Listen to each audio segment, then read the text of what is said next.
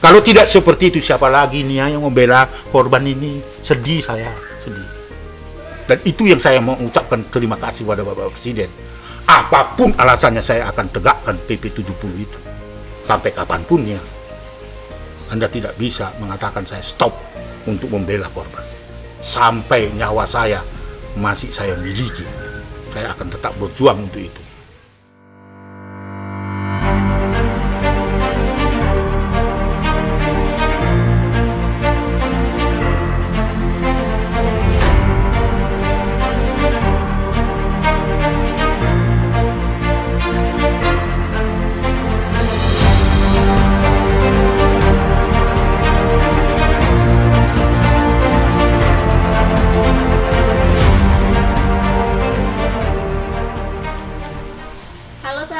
Indonesia, saya Nia, sedang bersama Bang Aris Merdeka Sirait. Kali ini kita akan membahas tentang peraturan pemerintah terkait tata laksana kebiri pada pelaku kekerasan seksual. Nah, Bang, awalnya gimana sampai akhirnya terbersit adanya hukuman tentang kebiri? Begini Nia, ya, sebenarnya lahirnya peraturan pemerintah nomor 70 tahun 2020 tentang tata laksana kebiri lewat suntik kimia dan pemasangan alat elektronik ya bentuk chip bagi para predator kejahatan seksual, bahkan pengumuman nama itu yang ditetapkan di dalam PP nomor 70 tahun 2020 ini sebenarnya cikal bakal dari pergumulan bagaimana nasib anak-anak yang mengalami kejahatan seksual yang sudah di luar akal sehat manusia. Sebelum lahirnya PP 70 tahun 2020 ini, sesungguhnya itu adalah lahirnya atau tindak lanjut lahirnya Perpu nomor 1 tahun 2016 yang kemudian pada bulan Mei di tahun 2016 lahirlah yang disebut namanya Undang-Undang nomor 17 tahun 2016 yang mengatur di dalamnya selain pidana pokok yang dinaikkan dari minimal 5 tahun menjadi 10 tahun, yang maksimal 15 tahun di undang-undang sebelumnya itu dinaikkan menjadi 20 tahun, bahkan sampai seumur hidup. Dan di dalam Undang-Undang 17 tahun 2016 itu juga ditambahkan hukuman pemberatan sifatnya, yakni itu yang saya sebut tadi adalah kebiri lewat suntik kimia. Itu adalah cikal bakal sebelum Undang-Undang 17 tahun 2016 sebenarnya yang terus dikampanyekan oleh Komnas Perlindungan Anak bersama dengan para pegiat perlindungan anak di LPA di seluruh Nusantara. Nah, akhirnya itu yang saya katakan tadi bahwa Undang-Undang 17 tahun 2016 yang mengatur aturan tambahan kebiri itu belum ada aturan pelaksanaannya. Maka sampai pada bulan Desember yang lalu, di awal Desember, 7 Desember, akhirnya Bapak Presiden itu membuat aturan pelaksanaannya supaya suntik kebiri itu bisa dilaksanakan. Lahirlah apa yang disebut dengan PP 70 tahun 2020. Lalu kemudian apa yang mendasari Presiden mau menandatangani itu? Karena memang fakta situasi atau kejahatan seksual di Indonesia khususnya yang anak menjadi korban itu bukan lagi kasus-kasus kekerasan seksual biasa, tetapi sudah ditempatkan sebagai lex spesialis dan luar biasa. Nah, yang dikenal dengan apa yang disebut dengan extraordinary crime. Atas dasar itu yang pertama. Yang kedua, angkanya terus meningkat dan banyak anak-anak yang mengalami atau menghadapi kejahatan seksual itu yang diawali dengan persetubuhan secara bersama-sama, persetubuhan sendiri, lalu kemudian mencabut hak hidup, dan angkanya terus meningkat dan kategorinya bukan lagi darurat tetapi sudah abnormal. Atas dasar itulah maka lahirlah PP 70 tahun 2020 atas permintaan masyarakat, atas permintaan kasus-kasus yang menimpa anak-anak. Karena penegakan hukum sebelum ada pemberatan hukuman itu masih dianggap belum cukup. Itu sebenarnya latar belakangnya mengapa lahir PP 70 tahun 2020 dan bisa dikenakan pidana tambahan kebiri itu bukan permanen. Bukan permanen, artinya di dalam setiap kali predator melakukan kejahatan seksual, lalu pidana pokoknya ditentukan oleh pengadilan. Pengadilan bila perlu, kalau dengan persyaratan terpenuhi kebiri itu, maka dia dapat dikenakan kebiri lewat suntik kimia, itu pun tidak permanen. Bang, hukuman kebiri itu apa sih Bang? Jadi kan mungkin yang menjadi polemik apa karena masyarakat belum tahu, jadi kebiri itu apa gitu? Ya, jadi kebiri itu diharapkan menjadi efek jera bagi para predator-predator yang melakukan kejahatan seksual terhadap anak. Jadi kebiri itu bukan menghilangkan hak reproduksi yang diberikan Tuhan, tetapi menurunkan libido dan hasrat, ya. Jadi artinya dia tidak permanen, ya. Dia akan hukuman tambahan dari pidana pokok yang sudah ditentukan oleh pengadilan.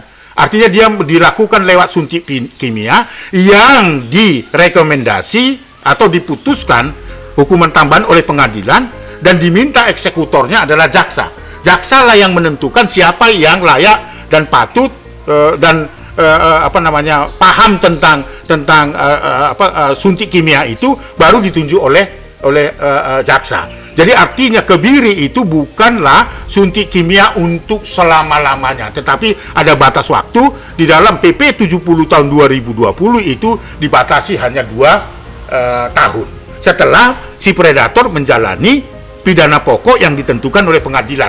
Misalnya kalau dia ditentukan pidana pokoknya 9 tahun, setelah dijalani 9 tahun, kalau ditentukan oleh pengadilan tambahannya adalah kebiri, itu hanya dilakukan dan diminta oleh pengadilan kepada jaksa untuk menentukan siapa yang layak untuk melakukan kebiri itu, dan dia dilakukan tidak menghilangkan reproduksi dari seseorang.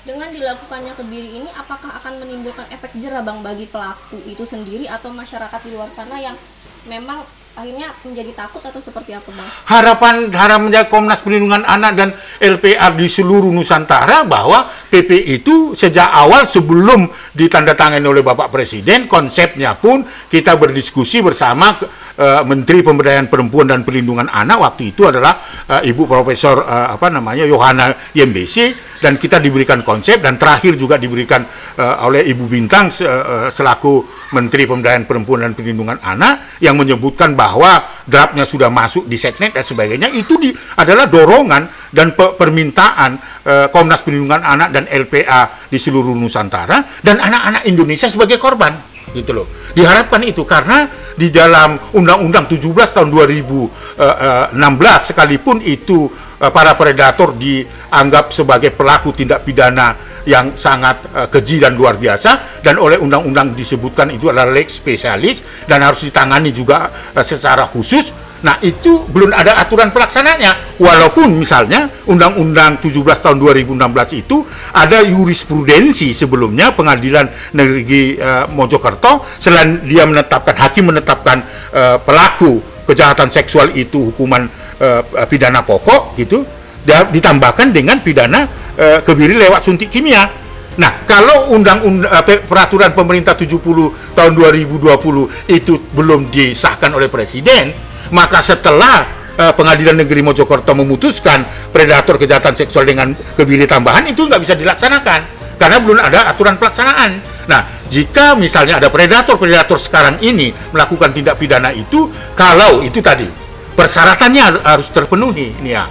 Pertama adalah si predator itu melakukan persetubuhan serangan kejahatan seksual mengakibatkan reproduksi korban rusak, terjadi penularan penyakit menular, cacat seumur hidup, bahkan gila, dan kejadiannya sampai pada meninggal dunia, itu yang bisa ditambahkan. Atau dia menjadi residivis yang terus melakukan tindakan yang sama, itu yang bisa diputuskan oleh pengadilan, ditambahkan dengan kebiri lewat suntik kimia, itu pun hanya dibatasi 2 tahun. Artinya nggak semua pelaku kekerasan seksual enggak. mengalami. Pertama, pelaku kekerasan terhadap anak, misalnya kalau pelakunya anak, enggak. Kalau pelakunya anak, misalnya tidak dikenal dengan PP 70 tahun 2020. Lalu para predator misalnya, hanya melakukan perbuatan cabul, hakim masih mempertimbangkan belum tentu juga dikenakan kebiri. Tetapi yang dikenakan kebirinya ini harus jelas masyarakat harus paham terhadap PP 70 itu. Jangan serta-merta langsung menolak belum diterapkan gitu. Yang dikebiri itu dengan kriteria yang kalau unsur-unsurnya terpenuhi tadi, residivis, melakukan tindakan kejahatan seksual berulang-ulang dan pernah dihukum berulang-ulang dan dilakukan oleh orang terdekat yang seharusnya melindungi dan menjaga anak, itu bisa dikenakan. Bahkan serangan-serangan kejahatan seksual yang mengakibatkan itu, ya, dari berbagai laporan ke Komnas Perlindungan Anak kan banyak korban-korbannya alat-alat reproduksi korban itu rusak, ya, bisa sampai lubang sampai tidak berfungsi, seperti kalau misalnya laki-laki alat-alat pembuangan, ya, lalu kemudian vagina dan sebagainya, bahkan dibunuh untuk menghilangkan jejak. Ini patut dikenakan. Itu loh, sekali lagi yang mau saya katakan, tidak serta-merta semua pelaku kejahatan seksual kalau bentuknya misalnya harassment gitu ya, perbuatan cabul, itu oleh PP itu tidak dikenakan itu. Tapi itu bisa pendapat lain oleh hakim, bisa juga dikenakan, tapi yang jelas itu tidak diatur di situ. Kenapa Abang tidak, maksudnya gini, ketika memang pelaku itu melakukan kekerasan seksual tidak manusiawi atau abnormal, kenapa tidak dihukum sekalian, saya hukuman seumur hidup gitu Bang, atau mereka dihukum mati sekalian misalnya kayak gitu? Kalau menurut saya sih itu lebih efektif ya Bang gitu. Kenapa Abang tidak menggaungkan itu saja kepada pemerintah? Saya kira itu bisa-bisa aja terjadi itu. Saya ingin menjelaskan bahwa di PP 70 tahun 2020 itu juga ada pilihan itu. Bisa dihukum seumur hidup, ya.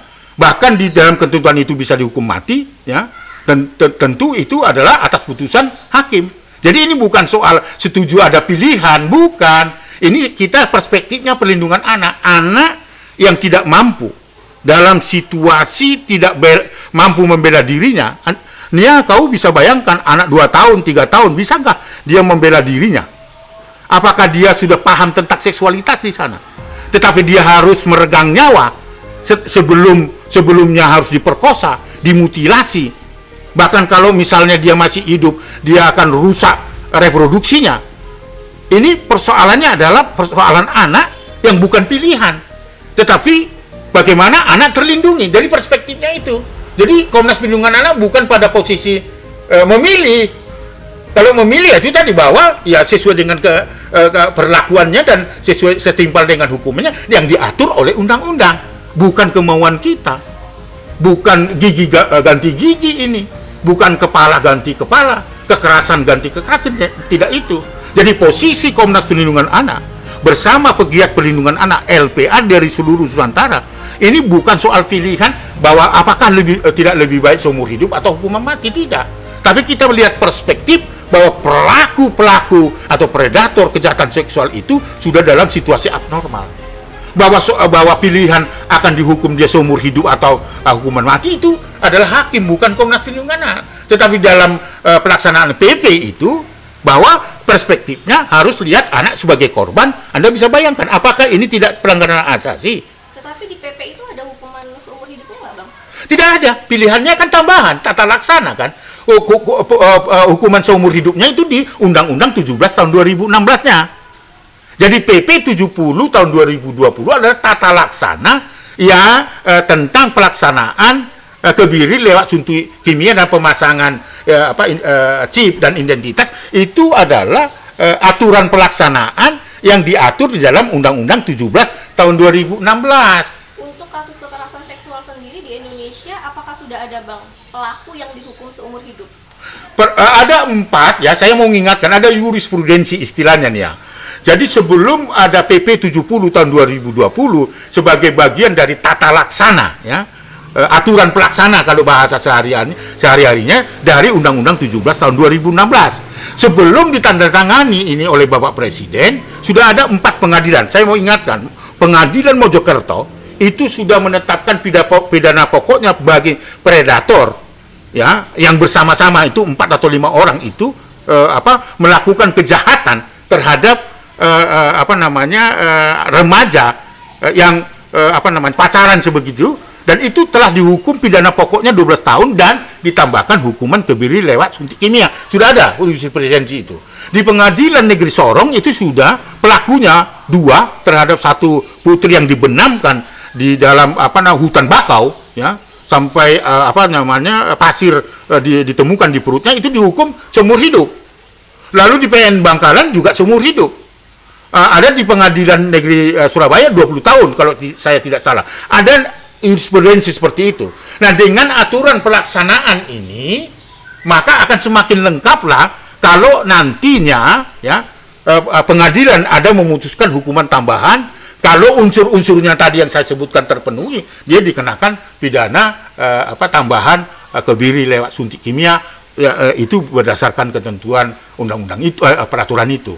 Tapi hukuman matinya nggak ada, Bang? Tidak ada, karena hukuman mati bukan ditentukan atau diatur di dalam PP 70 tahun 2020. Kenapa tidak menggerakkan tentang hukuman mati?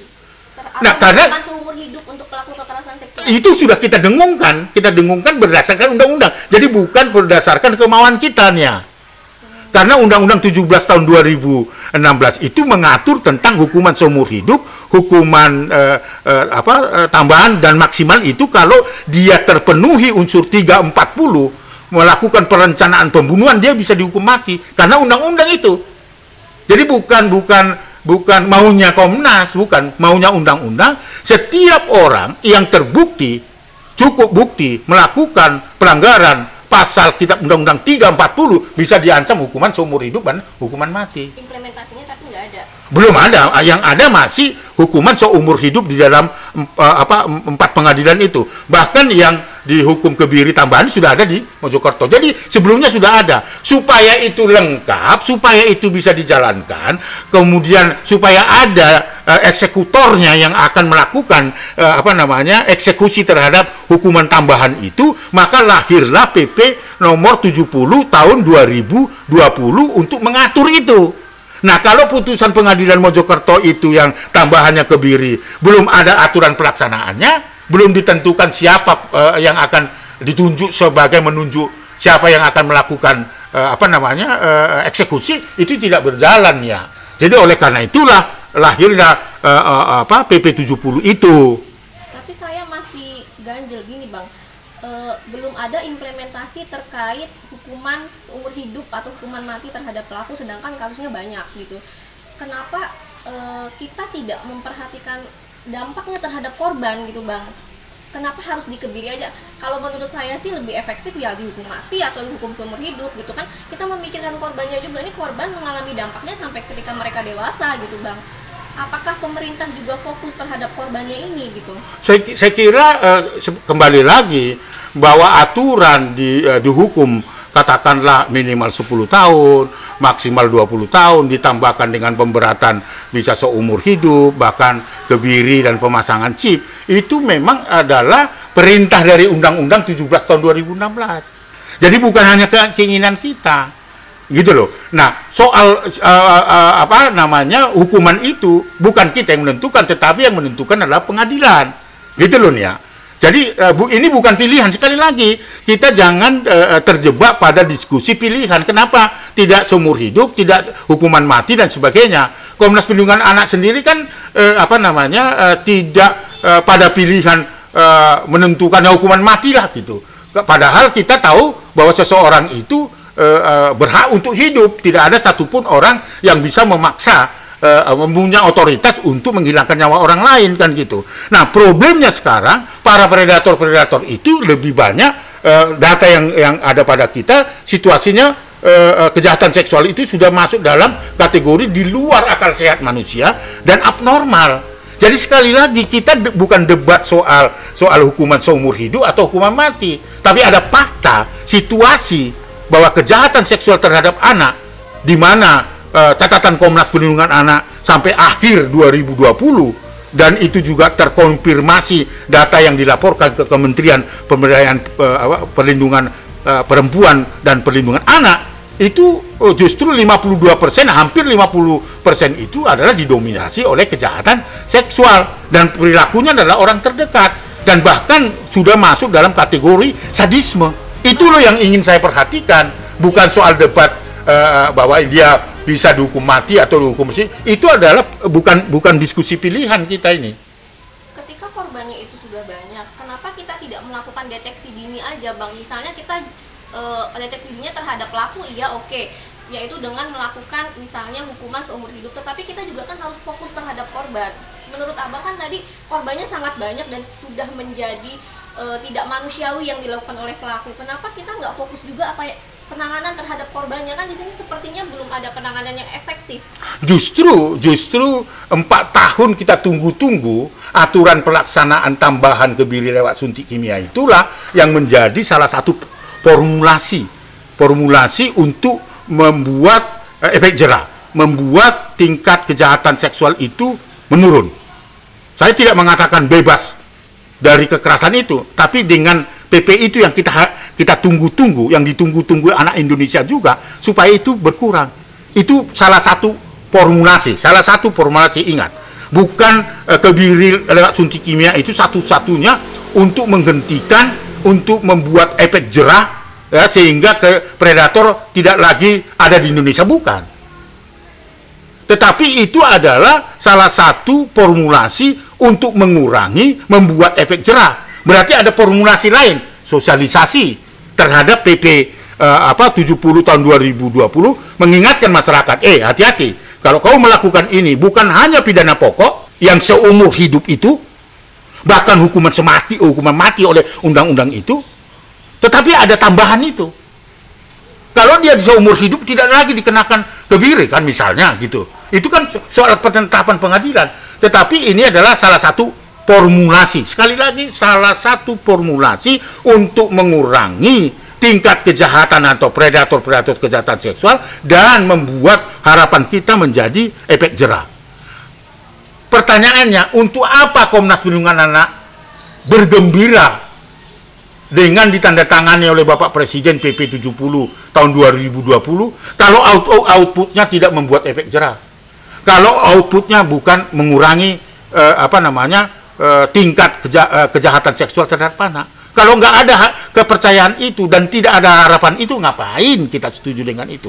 Oleh karena itu, mari kita terapkan, kita uji coba, kita lihat hasilnya, kita ukur indikatornya, ini efektif, ini berjalan dengan tambahan itu atau tidak. Kalau tidak, mari kita evaluasi. Kita bisa mengusulkan, Bapak Presiden, PP-mu itu tidak bisa berjalan dengan baik. Tapi kalau ini sudah kita terapkan, kita sudah uji coba, dan hasilnya signifikan sebagai salah satu formulasi mengurangi tingkat kejahatan seksual terhadap anak, ya kita laksanakan, mari kita dukung.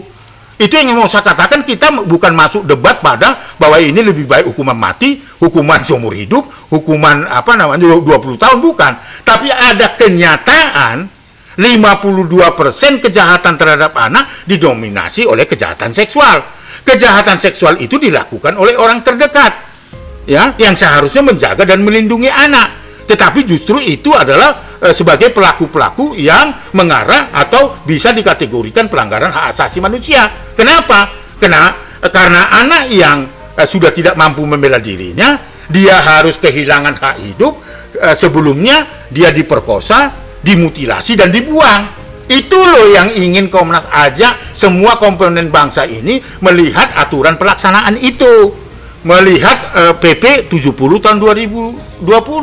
Oleh karena itu saya mau mengajak, ayo kita terapkan. Bagaimana sih kita produk hukum, sebuah produk yang belum kita terapkan, belum kita uji coba, lalu kita nilai belum efektif, lalu kita banding-bandingkan negara lain. Negara lain penerapan hukumnya sangat berbeda. Inggris misalnya, ya toh, itu lebih dulu menerapkan hukuman tambahan kebiri.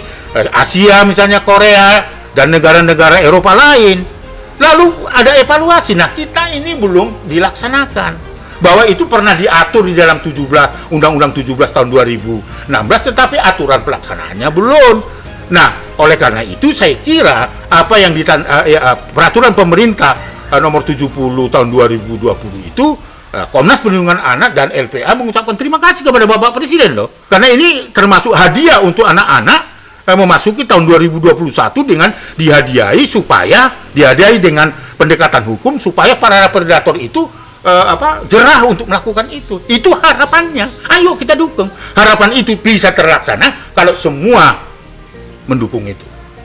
Tapi dengan adanya hukuman kebiri ini, Bang, apakah tidak melanggar nilai-nilai kemanusiaan? itu tadi kita tidak pada posisi diskusi tentang itu. Kalau kita diskusi tentang itu, ada kemanusiaan nggak? Memperkosa anak, menghilangkan nyawanya, membuang, dan anak tidak mampu membela dirinya.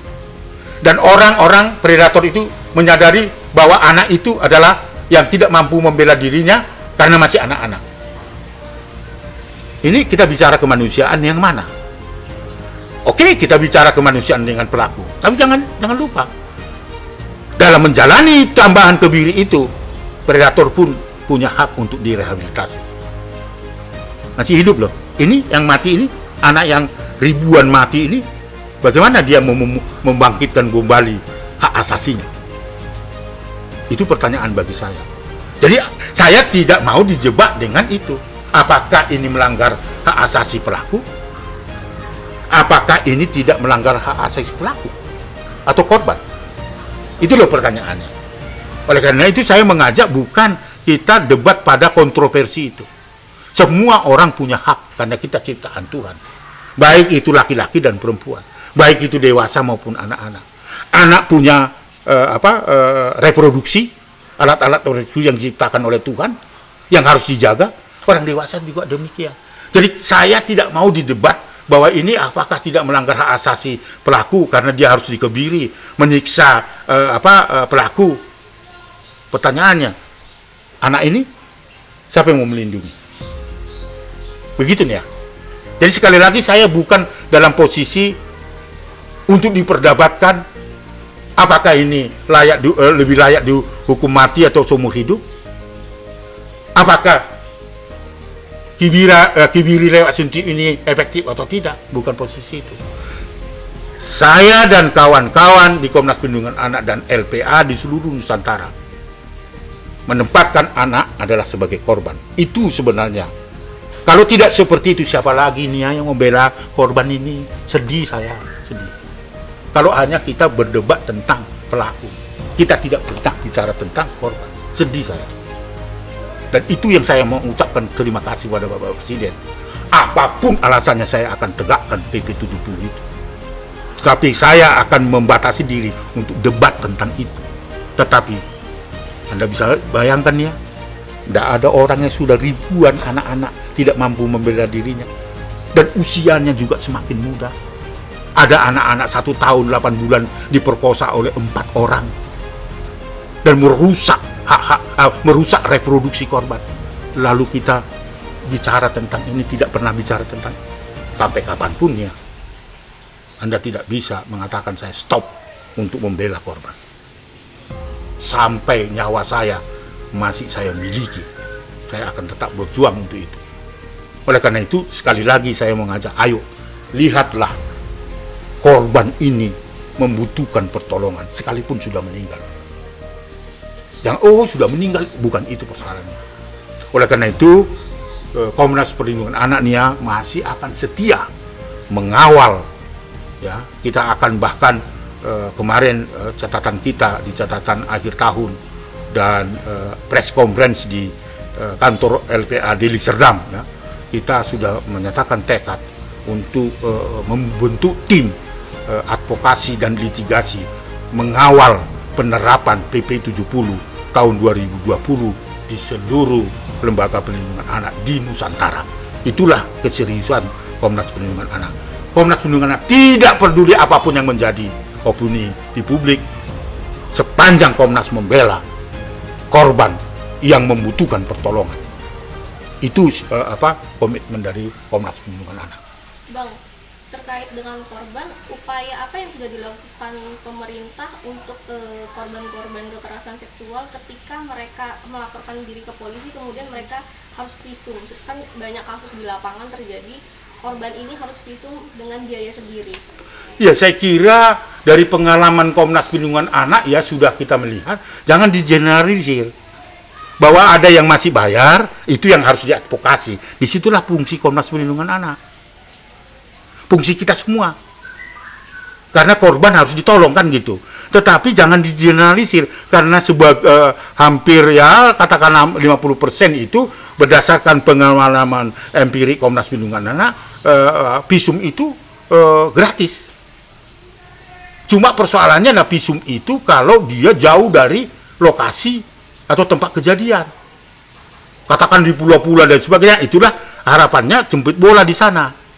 Jadi harapannya bahwa visum itu juga harus gratis gitu loh. Nah itu sedang kita perjuangkan dan hampir 50%. Jadi jangan kita berhadapkan ada 1-2 kasus, oh ada visum bayar dan sebagainya. Betul ada yang ada masalah itu, tetapi tidak boleh digeneralisir. Jangan ambil masalah-masalah yang tidak ada hubungannya dengan kebiri itu. Ya jadi nih ya, bahwa visum ada, biaya visum ada yang masih dibebankan kepada korban. Itu harus diakui. Tetapi saya mau mengingatkan bahwa hampir 50-an% ketika kejadian atau kasus-kasus kejahatan seksual itu ada banyak yang gratis. Jadi jangan digeneralisir gitu loh. Bahwa masih ada kendala, ya. Dengan PP ini tentu kita akan kampanyekan bahwa supaya ini terlaksana dengan baik. Itulah pentingnya posko yang saya ingin katakan bentuk di seluruh lembaga perlindungan anak se-Nusantara itu, supaya kendala-kendala menyangkut visum sebagai menguatkan atau sebagai alat bukti diajukan polisi ke pengadilan itu bisa gratis gitu loh. Nah itu bagian dari itu. Jadi kalau tidak ada PP ini juga mungkin akan sulit. Tetapi dengan PP itu akan mempermudah bahwa kejahatan-kejahatan seksual yang dialami oleh anak-anak maka dia harus bebas dari visum, begitu nih ya. Jadi jangan digeneralisir. Memang ada peristiwa, lalu ada peristiwa 1, 2, 3, 4, 5 dan 10, lalu kita generalisir bahwa itu tidak efektif. Ya, lebih baik kita membantu dalam bentuk pembiayaan visum. Iya, itu harus kita lakukan. Dengan PP itu pemerintah harus menjamin itu. Artinya pemerintah sudah mengucurkan dana yang cukup untuk masalah visum ini, Bang, terhadap korban. Secara keseluruhan saya akuin belum cukup. Oleh karena itulah patut kita perjuangkan. Dengan lahirnya PP 70 2020, itulah cikal bakal kita melakukan advokasi ke pemerintah daerah. Karena sudah ada PP-nya, kan bisa kau tolak loh. Ini kan bagian dari undang-undang dan perintah dari undang-undang. PP ini adalah aturan pelaksanaan yang harus digunakan oleh pemerintah daerah. Jadi kalau misalnya pemerintah daerah masih atau polisi masih membebankan biaya visum karena di PPA unit PPA juga tidak ada biaya, maka dengan PP itu maka pemerintah daerah harus memfasilitasi biaya visum, termasuk biaya-biaya rehabilitasi dan mungkin juga ganti rugi. Itu loh yang harus kita perjuangkan. Kalau nggak ada bagaimana kita mau teriak-teriak sih? Waduh, obrolan saya bersama Bang Aris tadi seru juga ya, dan bikin saya deg-degan. Utamanya nih Bang Aris nih, karena terlalu menggebu-gebu atau memang terlalu bersemangat karena akhirnya impian anak Indonesia terwujud, gitu kan ya Bang? Betul. Mudah-mudahan dengan adanya peraturan pemerintah tentang PP Kebiri ini, kita semua, terutama masyarakat di luar sana juga lebih paham, dan kita sama-sama berdoa semoga kasus kekerasan seksual terhadap anak di Indonesia terus menurun dan Indonesia menjadi lebih baik ke depannya. Salam anak Indonesia. Anak terlindungi, Indonesia maju.